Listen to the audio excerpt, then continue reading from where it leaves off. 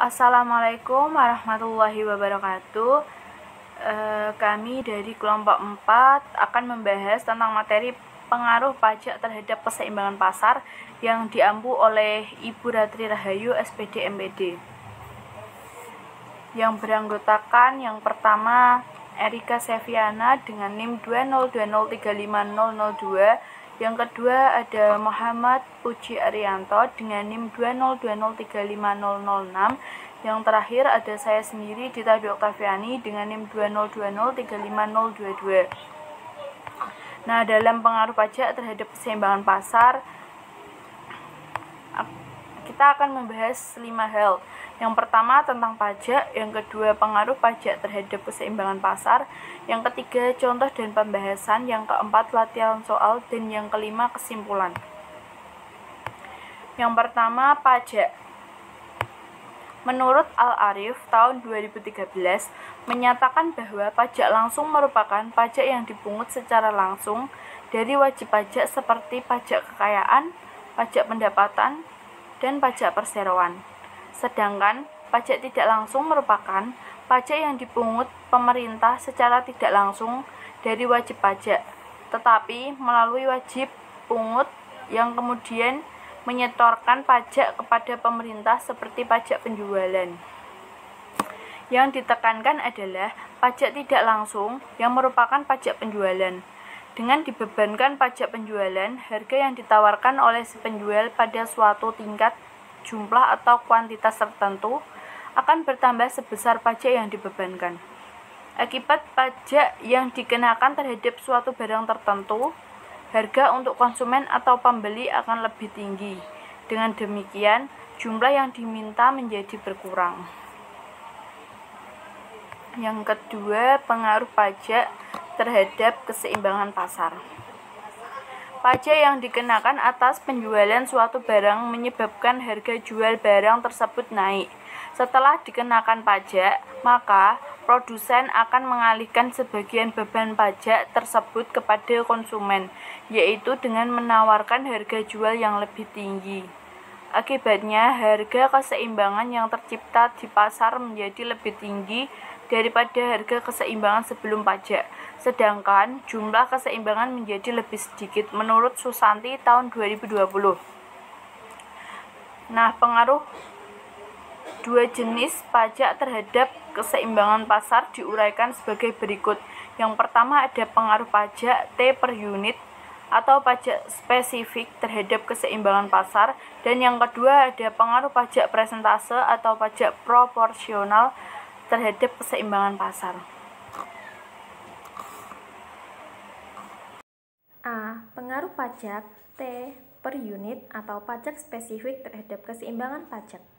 Keseimbangan pasar. A. Pengaruh pajak T per unit atau pajak spesifik terhadap keseimbangan pasar. Pajak per unit adalah pajak yang dikenakan terhadap suatu barang tertentu. Besarnya pajak tersebut ditentukan dalam jumlah uang yang tetap untuk setiap unit barang yang dihasilkan. Dikutip dari Al-Arif 2013. Dalam hal ini, besarnya pajak per unit dinyatakan dengan tanda T. Dengan adanya pajak per unit sebesar T, maka harga yang ditawarkan oleh si penjual atau penawar akan naik sebesar T. Kenaikan ini untuk setiap tingkat jumlah atau kuantitas yang ditawarkan. Bila fungsi permintaan dan penawaran suatu barang semula atau sebelum pajak masing-masing QD itu adalah fungsi permintaan sebelum pajak, itu rumusnya ada A min B P, dan QS itu fungsi penawaran sebelum pajak, itu C plus DB. Maka setelah diberlakukan pajak, setelah pajak T per unit akan menjadi, dikutip dari Wirawan 2016, fungsi permintaan atau tetap QDT sama dengan QD sama dengan A min BP. Fungsi penawaran atau berubah QST sama dengan C plus D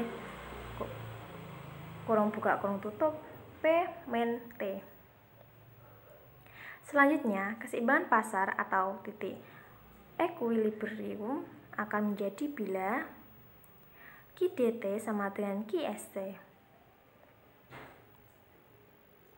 Untuk lebih jelasnya, keadaan masing-masing sebelum pajak dan setelah pajak dapat dijelaskan dalam tabel berikut. Fungsi permintaan pajak sebelum QD sama dengan A min BP. Fungsi permintaan pajak setelah QDT sama dengan A min BP. Fungsi penawaran pajak sebelum QS sama dengan C plus DP. Fungsi penawaran pajak setelah QST sama dengan C plus D kurung buka kurung tutup P min T, atau PST sama dengan C plus DG plus T. Syarat keseimbangan pajak sebelum QD sama dengan QS. Syarat keseimbangan pajak setelah QDT plus QST. Titik keseimbangan pajak sebelum E kurung buka kurung tutup EP dan QE. Titik keseimbangan pajak setelah QET kurung buka kurung tutup PT dan QT.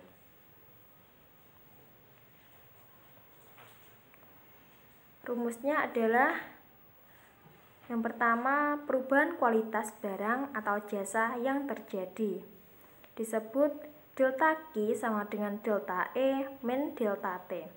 Yang kedua, perubahan harga tiap unit barang atau jasa yang terjadi disebut QP sama dengan QT min QPE. Yang ketiga, besar pajak per unit yang dibebankan kepada konsumen atau TK disebut TK sama dengan delta P sama dengan PT min PE. Yang keempat, besarnya pajak total yang dibebankan kepada konsumen atau TK dengan rumus TK sama dengan delta P dikali QT.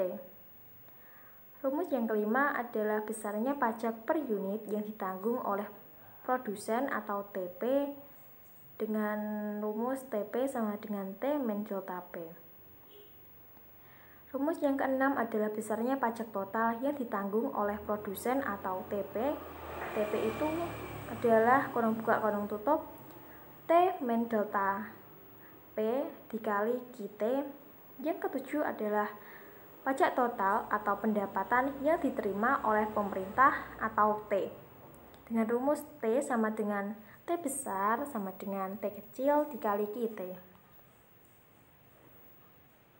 Di bawah ini disajikan keseimbangan pasar sebelum dan setelah pajak dalam satu gambar. Ini adalah kurva awal. Ketika sebelum dikenakan pajak, kurva permintaan penawaran seperti berikut ini. Ketika setelah dikenakan pajak, penawaran akan bergeser ke kiri atas. Sedangkan kurva permintaan masih tetap karena tidak berpengaruh di permintaan. Sehingga titik keseimbangan setelah dikenakan pajak menjadi bergeser. Contohnya seperti penjualan harga semakin mahal tetapi kualitasnya lebih rendah daripada kualitas sebelum adanya pajak. Yang B, pengaruh pajak presentasi atau pajak proporsional terhadap keseimbangan pasar. Pajak presentasi atau pajak proporsional adalah pajak yang dikenakan terhadap suatu barang yang diperhatikan sebesar presentasi atau persen yang tetap dari hasil penerimaannya. Pajak presentasi ditulis sebesar R%, maka harga penawarnya akan berubah bertambah menjadi R% sari harga penawaran sebelumnya. Dikutip dari Purnama 2016.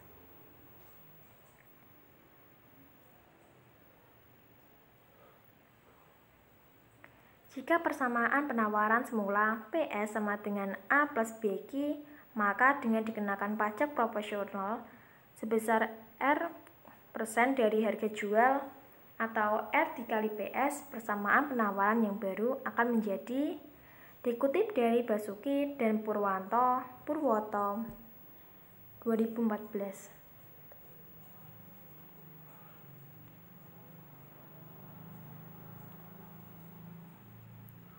PS sama dengan A plus BQ plus R dikali PS menjadi PS min R dikali PS sama dengan A plus BQ sama dengan kurung buka kurung tutup 1 min R dikali PSR sama dengan A plus BQ.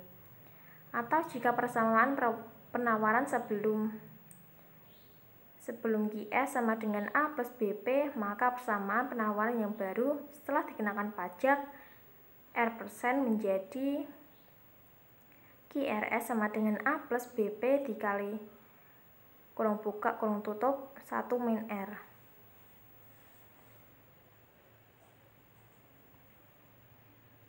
Keterangannya adalah QS sama dengan jumlah barang yang ditawarkan sebelum pajak, QSR sama dengan jumlah barang yang ditawarkan setelah pajak, PS sama dengan harga barang yang ditawarkan sebelum pajak, PSR sama dengan harga barang yang ditawarkan setelah pajak.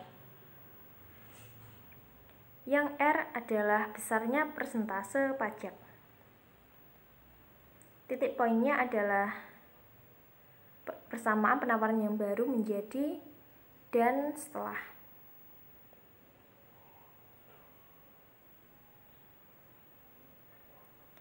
Dikutip dari Wirawan 2016 dalam bukunya yang berjudul Matematika, Ekonomi, dan Bisnis merumuskan hubungan pajak per unit atau T dan pajak persentase atau R sebagai berikut. Dengan rumus T sama dengan R kali PS atau T sama dengan PSR dikurang PS.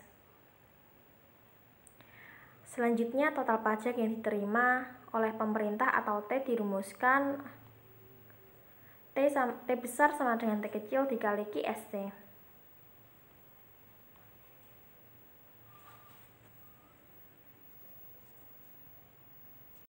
Nah, selanjutnya yang ketiga mengenai contoh soal dan pembahasan. Contoh yang pertama, fungsi permintaan akan suatu barang ditunjukkan oleh persamaan PD sama dengan 33 dikurangi Q, sedangkan penawarannya PS sama dengan 3 ditambah 0,5 Q. Terhadap barang tersebut dikenakan pajak sebesar 3 per unit. Berapa harga keseimbangan dan jumlah keseimbangan sebelum pajak, dan berapa pula harga keseimbangan dan jumlah keseimbangan sesudah pajak. Nah, yang pertama diketahui fungsi permintaannya ini sebelum pajak yaitu PD-nya 33 dikurangi Q. Kemudian fungsi penawarannya sebelum pajak yaitu PS sama dengan 3 ditambah 0,5 Q sesuai yang diketahui pada soal. Selanjutnya pajaknya sebesar 3 per unit.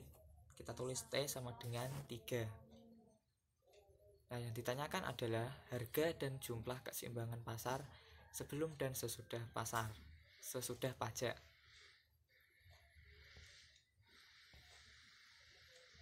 Nah, kita lihat tadi fungsi permintaan sebelum pajak adalah PD sama dengan 33 dikurangi Q. Nah, selanjutnya Q ini kita pindah ruaskan ke kiri menjadi QD sama dengan 33. Nah, PD-nya ini kita pindah ruaskan ke kanan menjadi negatif P. Nah, sehingga fungsi PD sama dengan 33 dikurangi Q bisa kita ubah bentuk menjadi QD sama dengan 33 dikurangi P.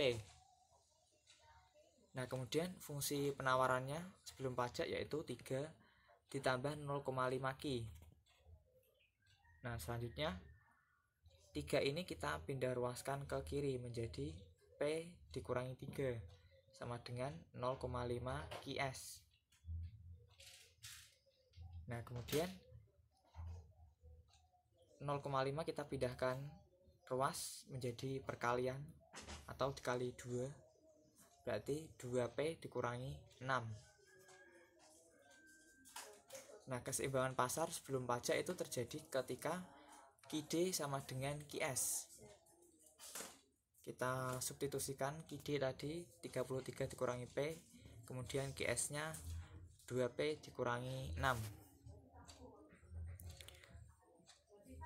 Nah, negatif 6 ini kita pindah ruaskan ke kiri jadi plus 6. Kemudian negatif P kita pindah ke kanan jadi plus P.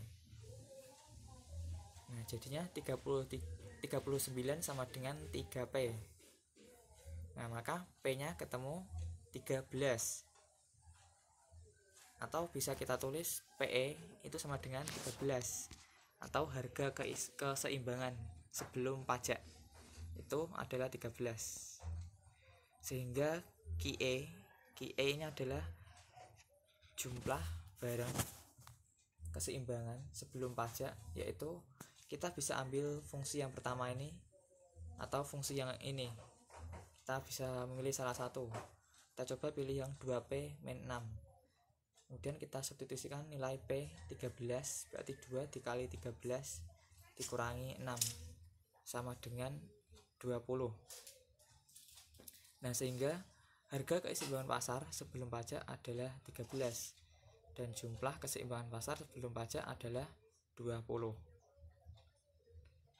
Nah, kemudian untuk mencari keseimbangan pasar setelah pajak, fungsi penawaran mengalami perubahan seperti yang dijelaskan pada sebelumnya.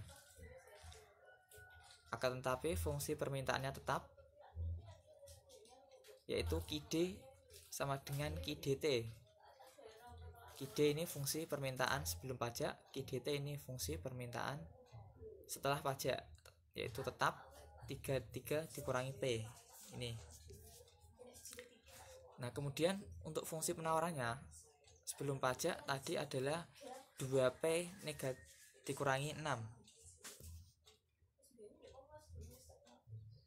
Nah, setelah pajak kita lihat, nah rumusnya adalah seperti yang disampaikan sebelumnya tadi, QST atau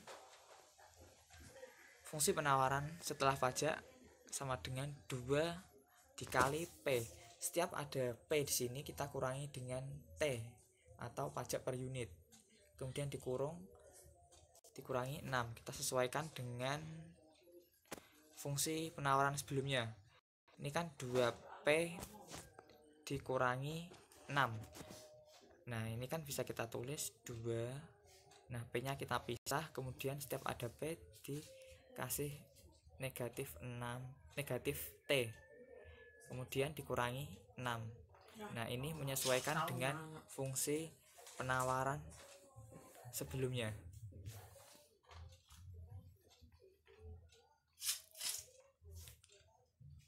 Nah, selanjutnya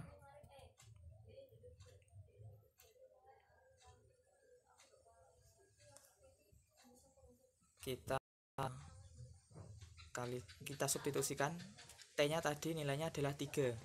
Berarti QST sama dengan 2P dikurangi 3 dikurangi 6. Nah, sehingga QST itu sama dengan 2 kali P itu 2, 2 kali negatif 3 itu negatif 6, kemudian dikurangi 6. Nah, QST-nya jadi 2P dikurangi 12. Nah, maka keseimbangan pasar setelah pajak itu terjadi ketika QDT sama dengan QST atau fungsi permintaan setelah pajak sama dengan fungsi jumlah barang yang diminta setelah pajak itu sama dengan jumlah barang yang ditawarkan setelah pajak. Tadi QDT-nya adalah 33 dikurangi P, kemudian QST-nya 2P dikurangi 12 ini. Kemudian min 12 ini kita pindah ke kiri jadi plus 12, min P nya kita pindah ke kanan jadi plus P. Berarti 45 sama dengan 3P, P nya ketemu 15. Atau harga keseimbangan setelah pajak PT itu adalah 15. Nah, sehingga QT nya atau jumlah barang keseimbangan setelah pajak itu. Nah, kita pilih fungsinya salah satu, 2P min 12 atau 33 dikurangi P. Nanti hasilnya juga sama, 2P dikurangi 12. Misalkan kita menggunakan ini, P nya kita masukkan 2 kali 15 dikurangi 12, ketemu hasilnya 18. Nah, jadi harga keseimbangan pasar sesudah pajak adalah 15, dan jumlah keseimbangan pasar ini sesudah pajak adalah 18.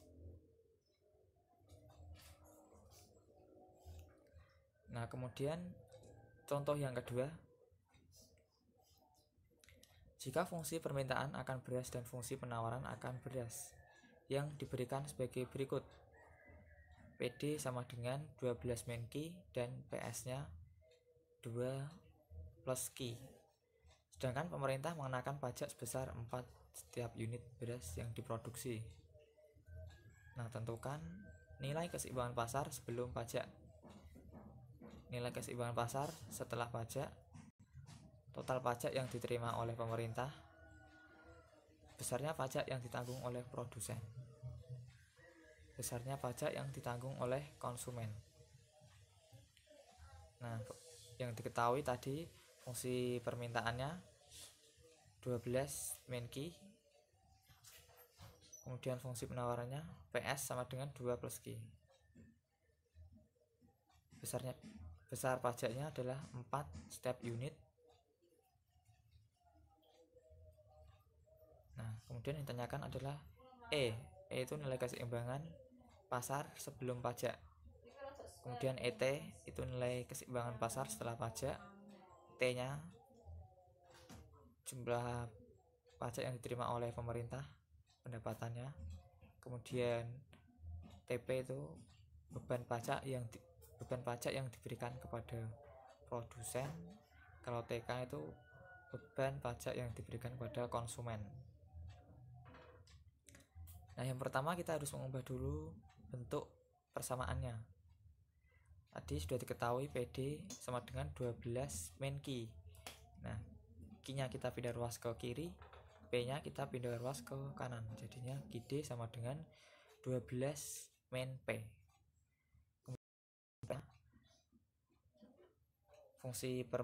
Fungsi penawarannya PS sama dengan 2 ditambah Q.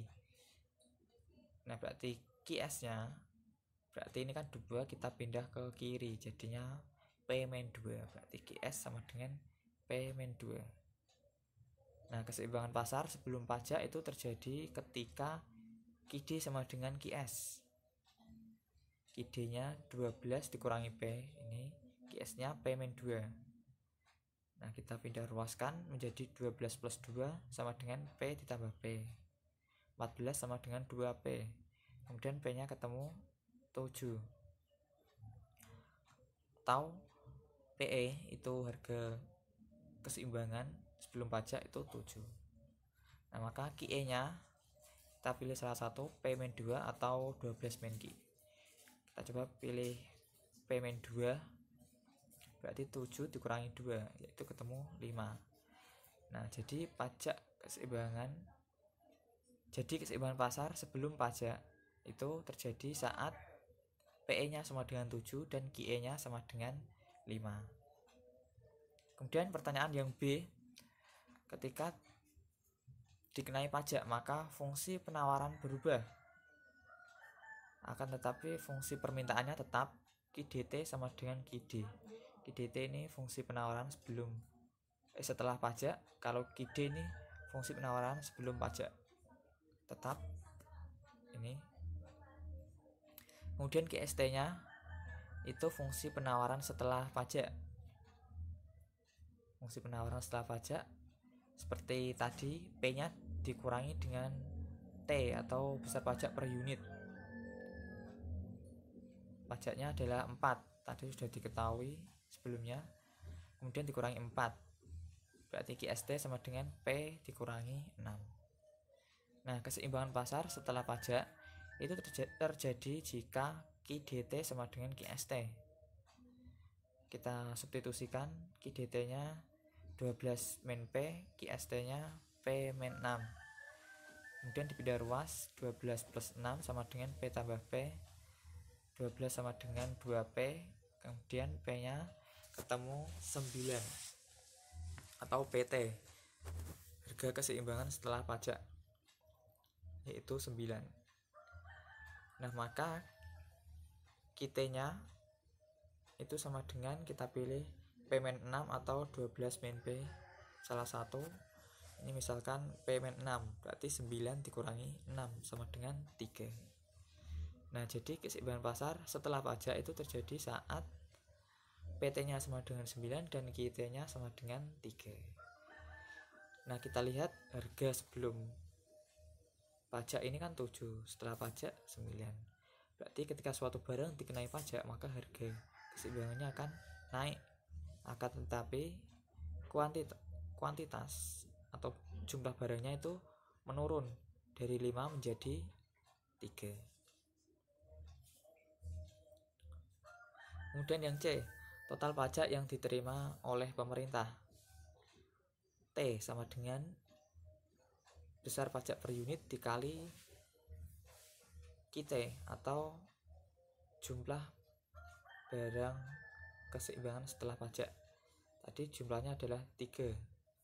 Berarti pajaknya tadi 4 dikali 3 sama dengan 12. Kemudian besar pajak yang ditanggung oleh produsen, itu rumusnya TP sama dengan T dikurangi delta P dikali Ki T, di mana delta P itu adalah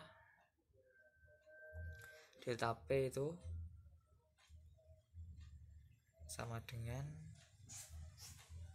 harga keseimbangan setelah pajak dikurangi harga keseimbangan sebelum pajak. 4 dikurangi tadi harga keseimbangan setelah pajaknya adalah 9, dan harga keseimbangan sebelum pajak itu 7, berarti 9 dikurangi 7 kemudian dikali 3, hasilnya adalah 6. Jadi besarnya pajak yang ditanggung oleh produsen itu 6.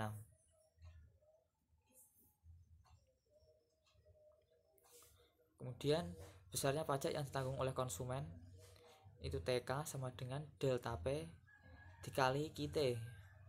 Delta P nya tadi 9 dikurangi 7, kemudian dikali Ki T nya 3, hasilnya adalah 6. Berarti besarnya pajak yang ditanggung oleh konsumen itu adalah 6. Nah, kemudian contoh yang kedua, sebuah fungsi permintaan suatu barang ditunjukkan dengan PD sama dengan min 3Ki plus 200 dan fungsi penawarannya PS sama dengan Ki min 20. Kemudian pemerintah mengenakan pajak sebesar 50%. Besarnya harga keseimbangan setelah pajak adalah, nah, PD nya ini tadi sudah diketahui, yaitu min 3Ki plus 200 dan PS nya Ki min 200. R itu besarnya pajak persentase 50% atau 0,5. Nah, itu dari mana? 50% kan 50 per 100. Hasilnya adalah 0,5.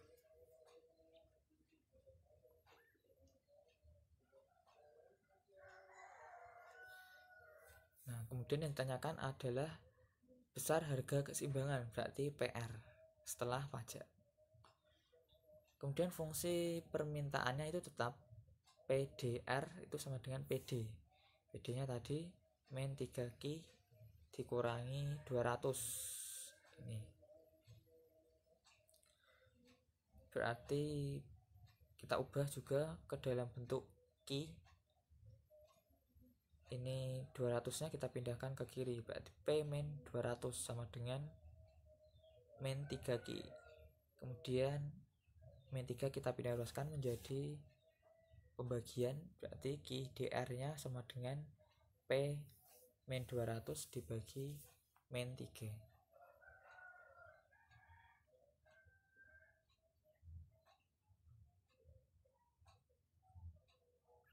Nah, kemudian fungsi penawarannya itu berubah. Rumusnya 1 min R ini dikali PSR sama dengan Q min 20. Kemudian R nya tadi 0,5, berarti 1 dikurangi 0,5 itu 0,5 PSR sama dengan Q min 20. Q min 20 ini sesuai dengan fungsi penawaran sebelum dikenai pajak yang diketahui di soal tadi. Kemudian 0,5 ini kita pindah ruaskan ke kanan, berarti jadi PSR sama dengan 2Q min 40. 40 nya kita pindah ke kiri jadi plus 40.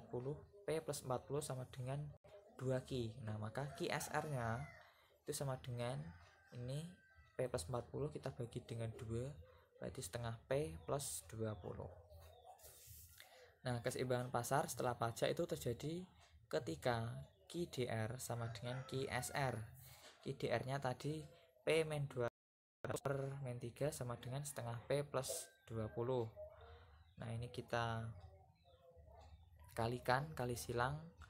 P min 200 sama dengan min 3 dikali setengah P plus 20. Kemudian P min 200 sama dengan min 3 dikali setengah itu min 1 setengah P, min 3 dikali 20 itu min 60. Nah, kemudian min 1 setengah P ini kita pindah ruaskan ke kiri jadi P plus 1 setengah P sama dengan min 60. Min 200 nya pindah ke kanan jadi plus 200, berarti ini 2,5 P sama dengan 140. P nya ketemu 56. Nah, jadi PR nya atau harga keseimbangan setelah pajak itu adalah 56.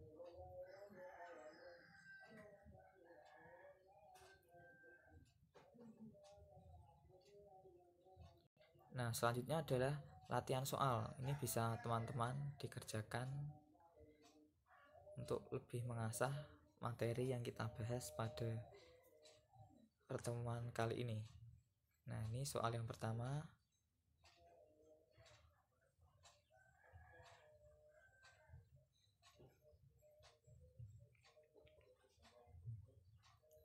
Kemudian ini soal yang kedua.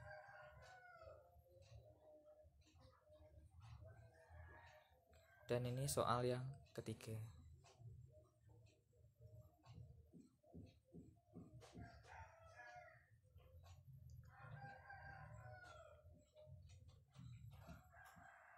Nah, jadi kesimpulannya, pajak merupakan sebuah pungutan yang ditarik dari pemerintah atau negara terhadap wajib pajak tanpa mendapatkan balas jasa secara langsung. Pengenaan pajak atas suatu barang yang diproduksi atau dijual akan mempengaruhi keseimbangan pasar barang tersebut, baik pajak per unit maupun pajak proporsional atau pajak persentase.